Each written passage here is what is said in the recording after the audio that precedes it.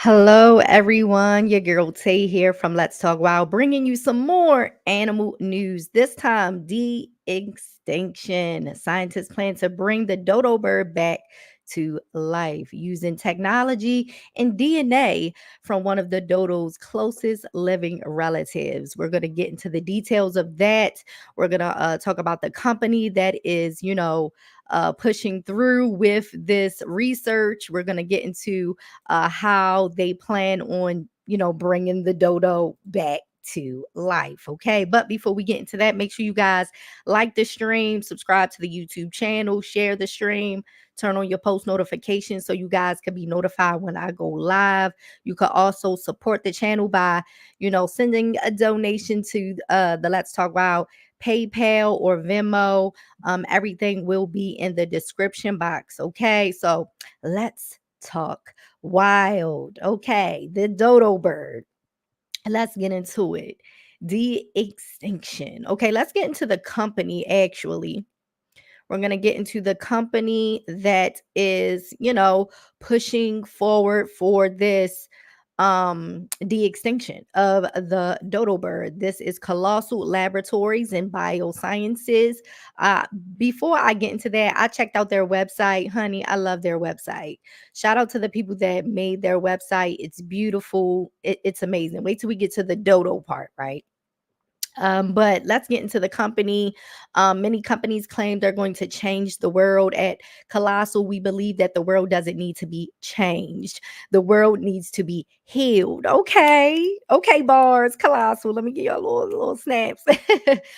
Which is exactly what we're doing through purposeful advancements in science, because when it comes to our planet, science is everything. Okay, okay, I'm a believer in science, so I'm with you, I'm with you when you're right.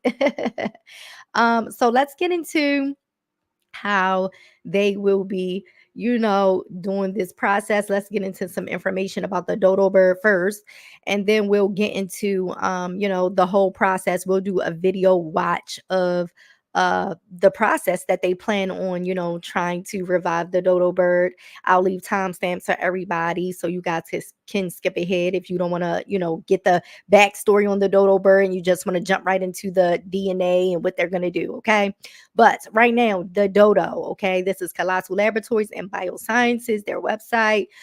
Reviving a long absent legend, a mysterious bird of similar mysterious origins, the dodo ruled the roost on its native island of Mauritius. Yes, I said it right. And nowhere else until meeting an untimely demise, because in the late 17th century, man brought an abrupt end to the dodo species. Today, Colossal is committed to bringing it back. Okay, the words from the company. Okay, meet the dodo. Let's be clear, the only stupid creatures in this story are humans. Like fable unicorns and fantastic dragons, the dodo was widely believed to be a mythical creature well in the 19th century. However, historical documents show that Dutch sailors were the first to have recorded mention of its existence. Okay, so here we go. Lord, animation of the dodo bird, extinction date between 1662 and 1690. Okay, here we go. They lived in Mauritius.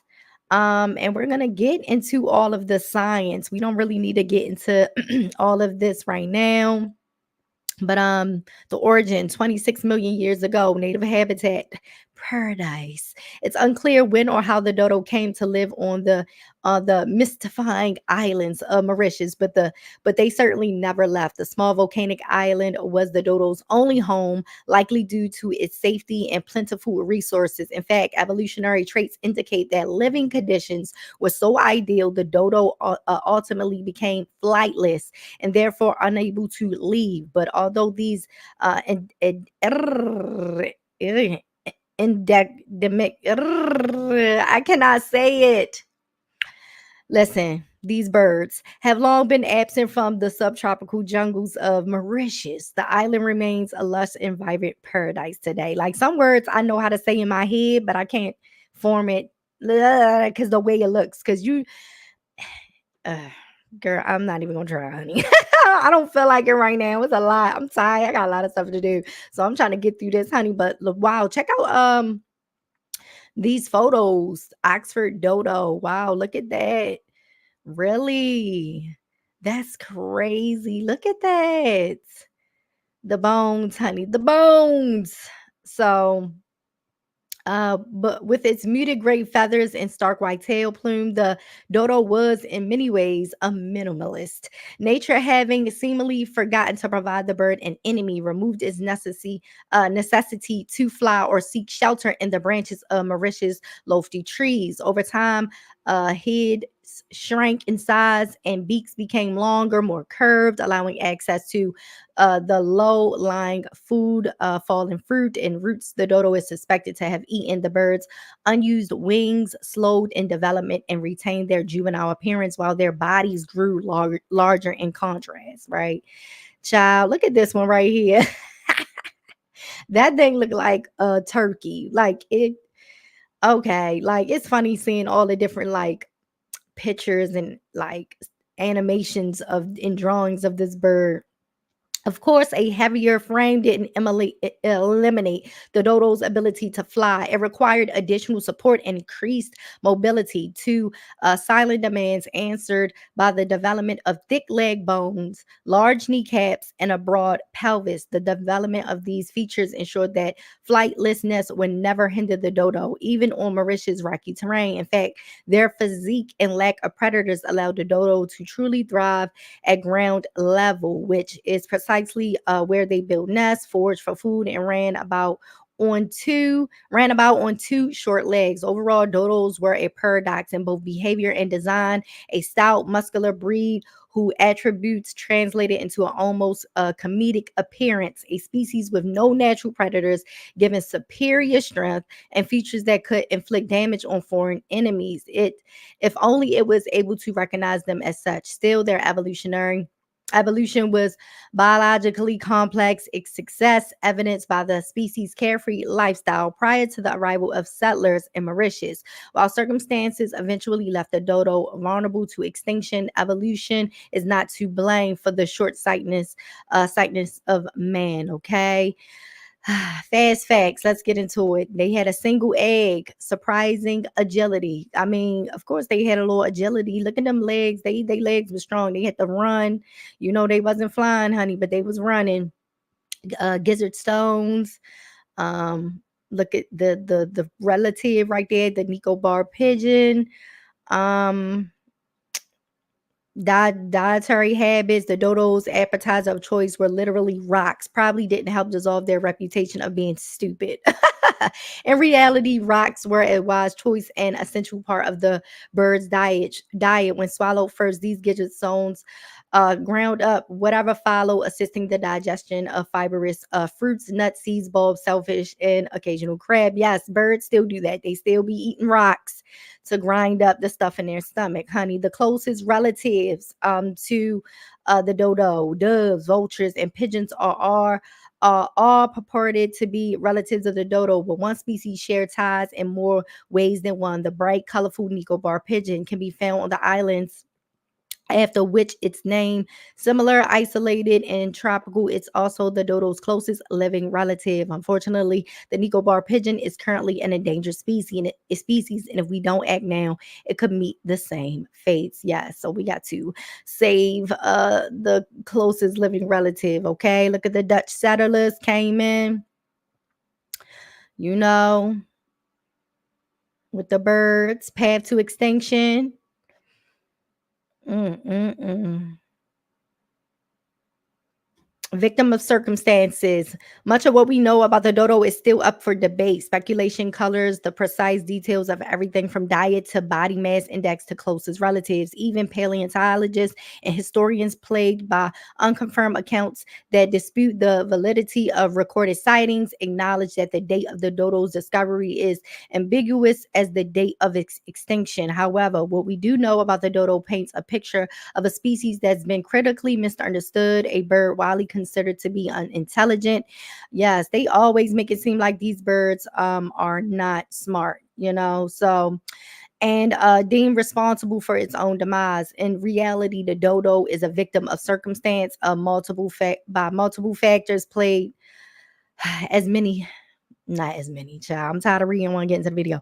Uh, as multiple factors played a unique part in its calling of its numbers. Okay, fall of the flight list. Contrary to popular belief, the dodo was intelligent, as evidence. Well, we couldn't tell the way these people, Hazy Ox, we couldn't tell by the way these people be sitting here saying like how they portray the dodo bird as being this dumb bird. Like y'all saying they were very intelligent, but if you see dodo birds in cartoons and stuff like that, they always make it seem like it was just like a this dumb animal, right? But they were intelligent, and as evidenced by its behaviors, physical attributes, and diet, all of the behaviors that earned the bird its clueless and clumsy reputation were surprisingly inattentional, eating rocks to aid digestion, developing knees to help traverse uneven and rocky terrain, becoming flightless, nesting on the ground, and having no biological reason to fear the humans and animals that eventually, got them out of here. So, yeah, additional stressors. Rising sea levels, climate shift led to monsoonal collapse and drought. Dead zones created as seawater replaced fresh water. Influx of growth of cyanobacteria in dead zones caused mass deaths of vertebrates and invasive species, crab eating macaws, wild pigs, black rats, domestic goats, and the Javon deer. Okay. And this is the last thing we're going to read, and then we're going to get into the video. So Colossal is partnering with the MWF to restore, which is the Mauritian Wildlife Foundation, to restore habitats, revive endangered species, and support dodo rewilding plans. The dodo, a bird woven in the DNA of Mauritius, is sadly iconic for the role mankind played in its extinction. It symbolizes efforts to prevent species extinctions. We are so grateful for Colossal's technologies and the promise to return this iconic species to its native environment. Vakash Tatiaya, I'm sorry if I butchered your name, Director of Conservation at MWF. Okay. So let's get into the video, okay? It's video time. Let's see how we looking here. Put the sound on. We're going to bring it up. Do I need to bring myself down? Let's see. Probably not, but I should mute, right? Yeah. Our avian species were the heroes of our planet. Long before life as we know it, our avian species were the heroes of our planet's biodiversity, playing their part in regulating ecosystems around the globe. Now, our bird populations need saving themselves.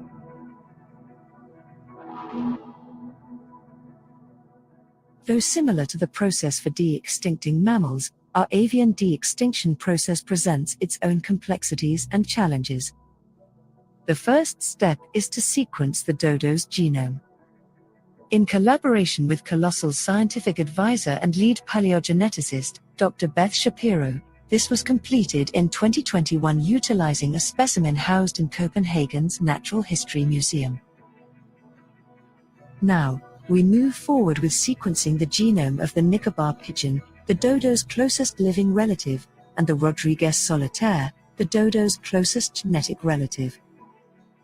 Using computational biology, we'll analyze the relevant genomes to understand the desired physical traits of our modern dodo, and design editing experiments using FormBio, Colossal's bioinformatics software. Unlike with mammals, our scientists need to work with PGCs. These are cells that can be extracted from a bird's egg shortly after it is laid, then cultured in a dish. Currently, this technology is built for the cellular makeup of certain mammalian species. At this stage, our team will need to optimize the editing technologies in the cells of non-model avian species. To accelerate our timeline and bring efficiency to our process, our scientists will work to determine a handful of genome edits in Nicobar pigeon cells before employing technology to handle the multitude of additional edits needed. At this point, we can finally begin the top-to-bottom editing of the Nicobar pigeon genome to replicate the physical characteristics of the dodo. Checking our work throughout our process is absolutely essential. and our validated cell lines will need to be tested for proper phenotype and biological viability. Using a micropipette, we'll inject the edited cells into a new egg at the same stage of development. Those cells will become the sperm or eggs that the hatched bird carries, and will carry dodo genetic traits. At this stage, our scientists plan to leverage an interspecies germline transfer with chickens. If the cell lines are similar enough, we can capitalize on the daily egg production capabilities of chickens to dramatically accelerate bird production. Now is the time for science to step in, as the wingman our wildlife so desperately needs, and in doing so, we can turn life as we know it into life as we know it should be.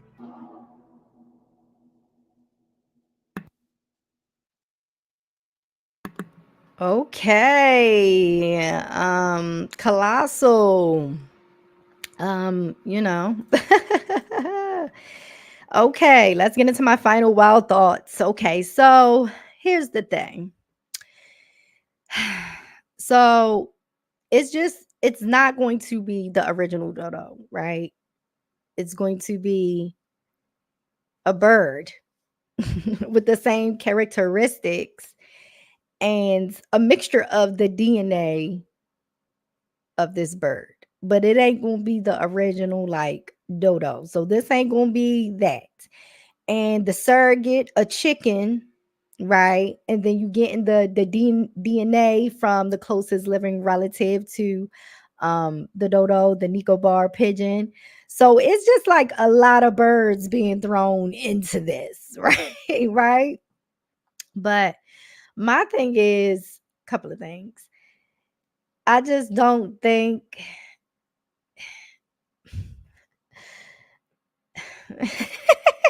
listen, I can't tell people how they should spend their money, right? Listen, if you want to spend your millions of dollars on trying to bring back this bird, so be it. That's your prerogative, right?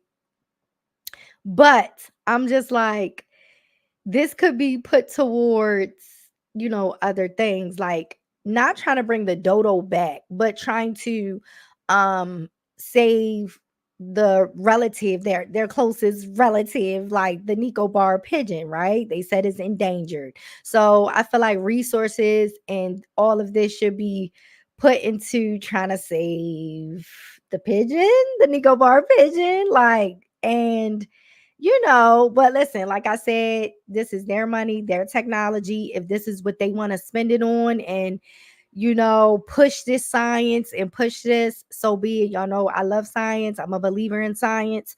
So, if this is what they want to do, so be it. For me, though, I'm just like, what is the point of bringing the dodo bird back after all of this time? I do feel like certain places, not I'm not saying this is what Colossal is feeling or anything like that, but in my opinion, allegedly, some like of these scientific research places and stuff like that, they want to be the first to do it. And that's okay, right? You want to be the first to do something, get the accolades, get the recognition, honey, get the awards, the achievements, get your tens, okay, snaps and all of that and claps. Okay, bars. But I just feel like, sometimes you don't have to be the first to do things, right? Or push to do s- pu- push to do certain things. I just feel like certain resources and things could be put elsewhere, but like I said, if this is what they want to do, so be it. I'll report on it. I'll let you guys know how it goes. If their research is successful, I will report on it and give you guys an update and let y'all know. But yeah, shout out to them for even, trying to put in the effort. I just want to make sure, no animals was harmed in the creation of these new dodo birds uh that they're trying to birth. It's alive, it's alive. So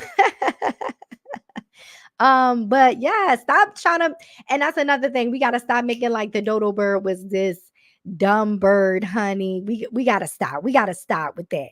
Okay, that is, stereotyping the bird. Okay, the dodo bird, They were intelligent. Okay. Y'all already know birds came from dinosaurs, their ancestors, and stuff like that. So don't play with them. Listen, the dinosaurs got taken out by how they got taken out, but I'm pretty sure they was not dumb. They was adapting, just like the dodo bird did. No predators, literally just was chilling. That's just like the lemurs. The lemurs ain't had no natural predators. They just start evolving. You got all these different type of lemurs, honey. They just all over the island, just doing whatever, partying. We like to move it. Okay, word to Madagascar. But yeah, like didn't have any predators and just was chilling. And then here go the humans and the invasive species and the all this and all of that. And now the dodo bird is looking like, well, what we supposed to do? We can't fly nowhere. We our legs is strong. We can run, honey. We can run. We could rocky terrain. We can, do a little disc skip, hop, jump, whatever. But what we supposed to do? These humans is coming over here. So, and like I said, you know, you're gonna bring them back.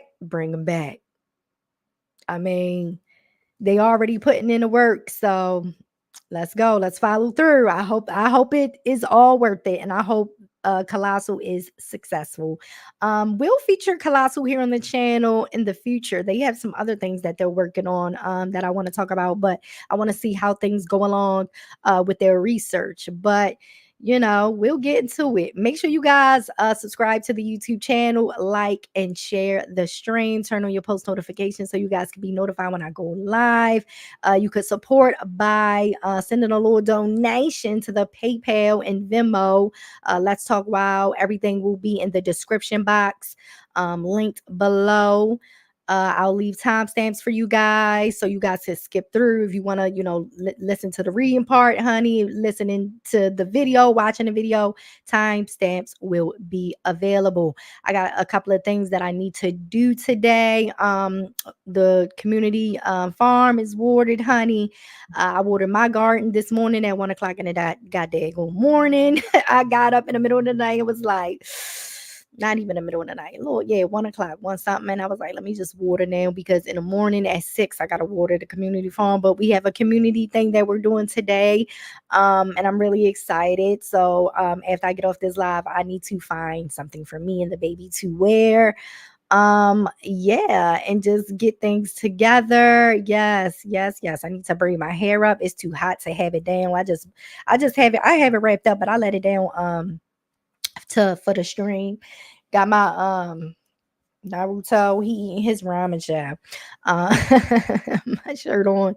But yeah, I want to wear green today, but I cannot find my green. Moo my green. Y'all know the moo I be wearing?